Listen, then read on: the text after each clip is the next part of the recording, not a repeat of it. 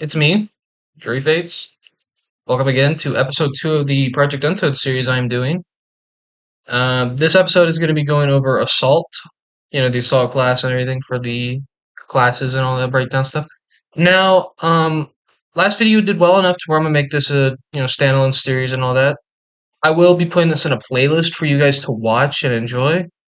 Also, the last video, how I did Melee Expo and Part Expo, I'm deciding that I'm going to do something different every time for the classes. So for this, I'm not going to be doing a Melee Expo, but I will be doing something different for it. But I will still go over perk combos that would work for this class and everything.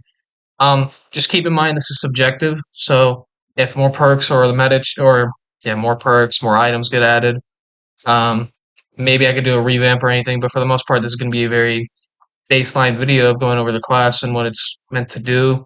Some playstyles you can do, some other trivia points that are useful for it. So, yeah, that's pretty much going to be this intro. More than likely, we're going to get onto builds, that little sneak peek, kind of, not sneak peek, the other expo thing I wanted to do for this class and the armory overview. I might do the armory overview first just to make it streamlined for you guys so you can just see what they have and then we can start doing testing and all that stuff for you guys. So hopefully this does well and you guys love the video, so let's get into it, shall we?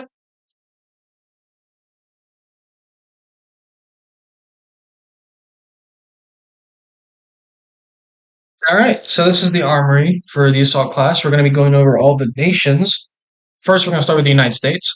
They get the Thompson 45 ACP as their default primary, which if we just go over here we can get a close-up on. They also get the M1 Garand, no bayonet, just the normal one.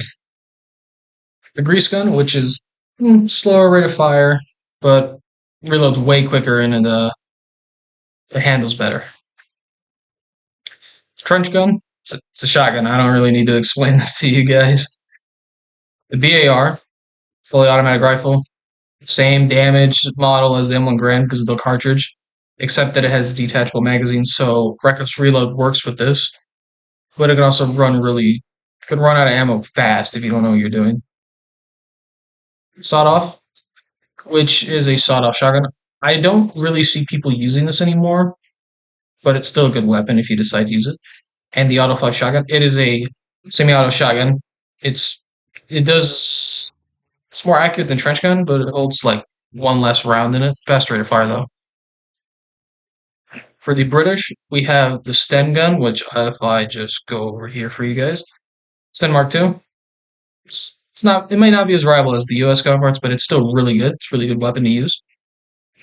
The Lee Enfield, which is like in the rifleman video before, fastest bolt action rifle in the game. The trench gun, sawed off, auto 5. Then the Bren gun. This is pretty much like the BAR for them, but instead of 20 rounds, it's 30 rounds. It has a decent rate of fire, so it can run out of ammo very quickly, so keep that in mind when you decide to use this weapon. Default is the Thompson. This is for France. The Maz 38 primary submachine gun. It's got a 32 round magazine, but due to it has a sluggish fire rate due to its the galactic state. So keep that in mind. The Moss, same as the rifleman video, just no bayonet this time. The M1 Garand, the grease gun, trench gun, sawed off, and auto 5. You can tell that the French just have mostly American goods because in lore they got refitted to with the wow, I stuttered hard. In lore they got refitted with American equipment. So keep that in mind when you do use this because I think if you buy one of these in the armory, it stays for this nation. I don't know. I haven't. I as you can see right here, I don't worry about that. Now for the Soviet Union, their default is the PPSH, magazine fed, really high ammo capacity, so keep that in mind. The Mosin Nagant, no bayonet. Sawed off, the Fedorov. This is an automatic weapon that was used in World War One. Now it's rush production now. It's got a 25 round detachable magazine and an optical sight. You can see right over here. Look there, close up. Now the real kicker, the DP-27 machine gun, 47 rounds with a decent rate of fire. It is a middle ground before a belt fed and a light machine gun. I'm pretty sure Reckless Reload works with this, considering it's still a magazine, but it has that top tray right there. That's where all the bullets are. The Germans. Actually, they get the MP40. That is their primary for assault. Slower rate of fire, but more damage and more accurate for the most part. Sawed-off shotgun. Now the real one, M712S.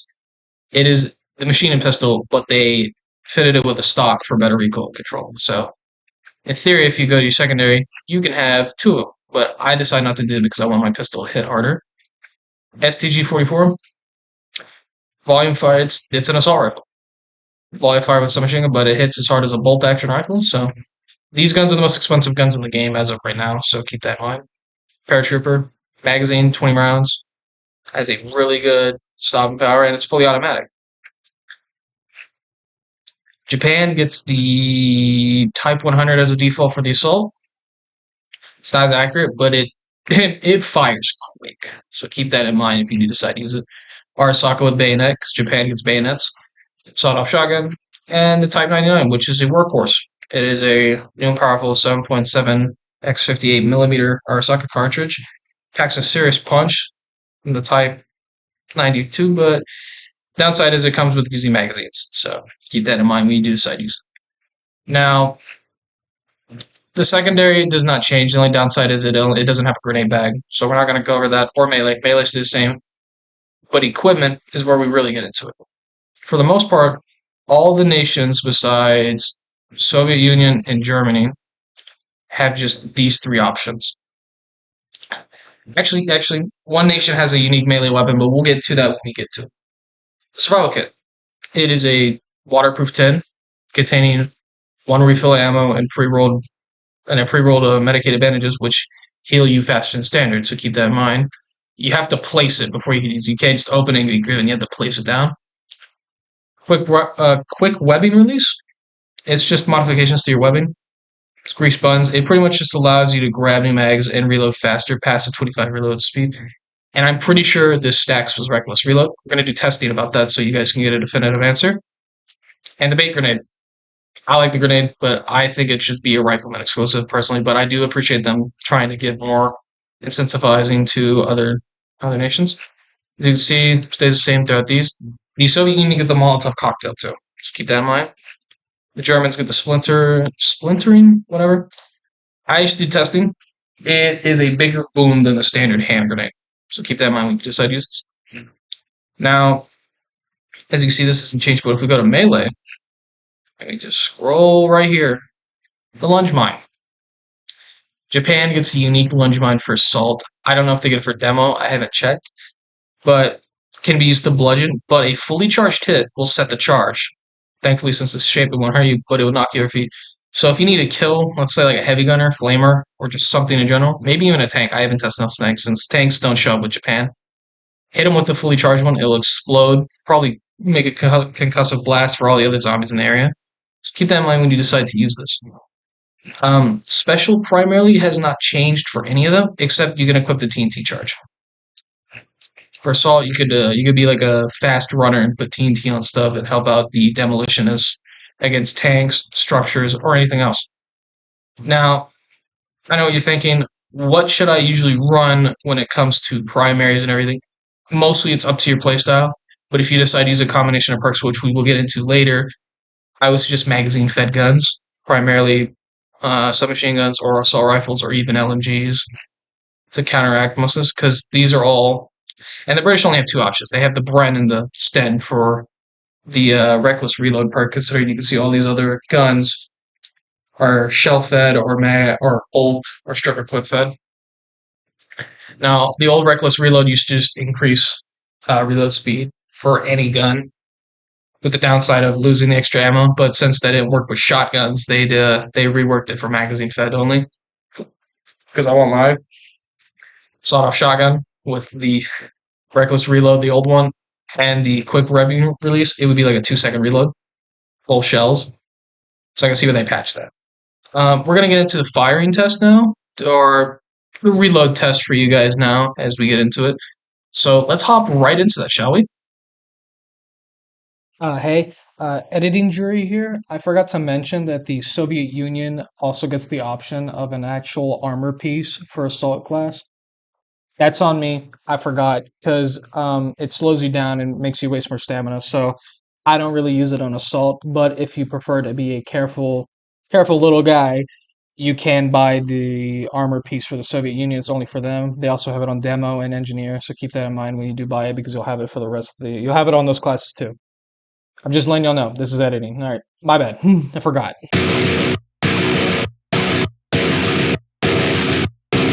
This is shooting the BAR with wasteful reload and the quick webbing release, so we'll see if this actually makes a difference.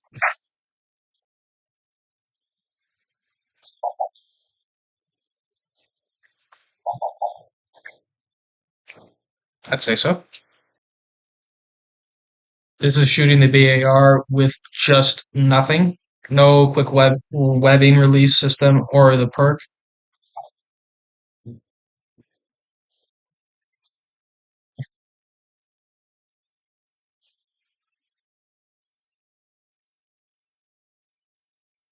This is shooting the BAR with reckless reload on.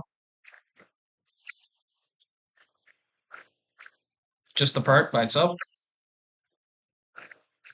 This is shooting with just the webbing release system, no wasteful reload.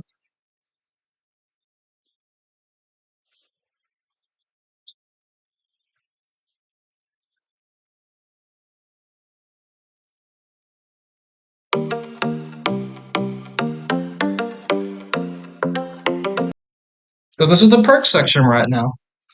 Now, for the most part, Assault just shares the same perks as Rifleman. These are just the general perks. But as you can see on my left part of my screen, right here, I am using wasteful reloads because I like reloading fast, but I also like carrying the survival kit. I like having that because it gives me a chance to save myself if needed. I am also running Leadfoot, which means I am immune to ragdoll or knockdown. I can't be knocked down by, let's say, chargers or an officer's push, but instead of being knocked down, I just take flat damage instead of that. Also, let's reload right there. You reload 25% faster, but any ammo left in the magazine is discarded, and only magazine feds work. That used to not be the case. It would just reload faster, and it wasn't magazine fed, so they balanced it out. Now, with how I run this playstyle of assault, I like to make myself self-sufficient. I don't like being connected to a chain of command since assault is a unique case given its passives and everything, which we will go over in a bit for you guys. We also might check out the uniforms, so you guys get to get a look at them. I run scavenger, which if you kill zombies you kill, specifically you, may drop additional ammo or supplies, including not limited to grenades, bandages, grenade sacks, ammo sacks. Thing is, anybody can take from these supplies, but here's the main caveat of this. You cannot take ammo from supply crates slash pallets called in my commanders. So binoculars, flare guns, you can't pick anything up from that, not even grenades. So this is truly a you're cut off from command and you're on your own. Now, another playstyle you could do is you could go Second Wind, Reckless, and CQC for what I would call a Reckless skirmish. Because CQC, you can save yourself a runner. Reckless, you just do flat damage, but you lose 35% health. And Second Wind is when you get 20% lower, 20% health or lower, you get a wind up period of 90% damage resistance by steady and increased action speed for 6 seconds. But after that ends, you are permanently crippled.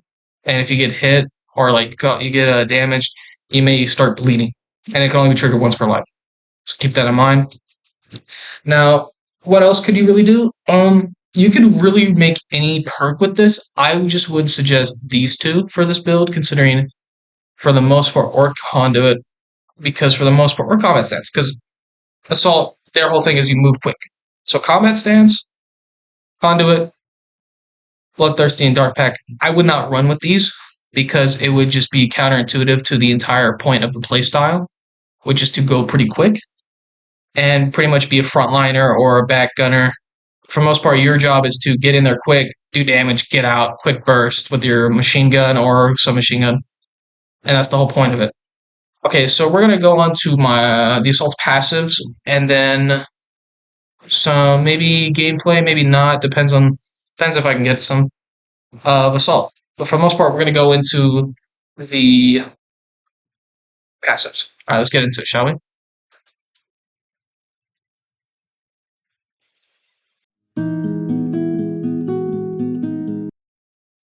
As you can see here on the passive screen, it says it's equipped with a lighter kit. The assault class is more fast. You move better, but weaker in direct confrontation. You can move and sprint much faster, and reloading won't slow you down. Now, I know you're thinking, does this actually implement into gameplay? Yes, you walk 10. I'm pretty sure you walk faster than any other unit. You also run really fast. We could probably do a test for that too in a second, but I just wanted to show you this right now so you could get a good picture of it. This is going to be the walking test between assault and other people.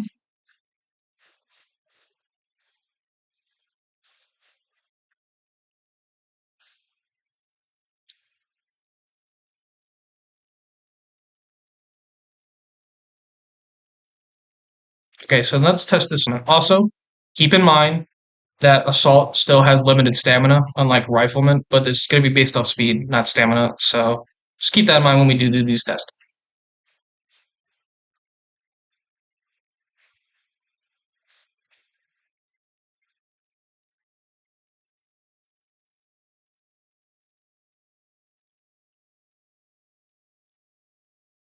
Now you can see that is a notable difference between the walking speed and the running speed between both classes. So I'd keep that in mind if you decide to be go around the enemy, get in behind enemy lines if possible, because this is a zombie game. This isn't PvP like Lexington. Shout out to that game. That game's awesome. So keep that in mind when you do decide to use it. Just know that if you're cocky or whatever, you could run out of stamina, get grabbed by a runner, and die. It's possible. It could happen. Happens to the best of us. So just keep that in mind when you decide to use assault class. Now, probably going to pull up some screenshots of playstyles, guns, and other perk setups that I decide to use because I don't know if I'm going to put gameplay in because it's very glitchy.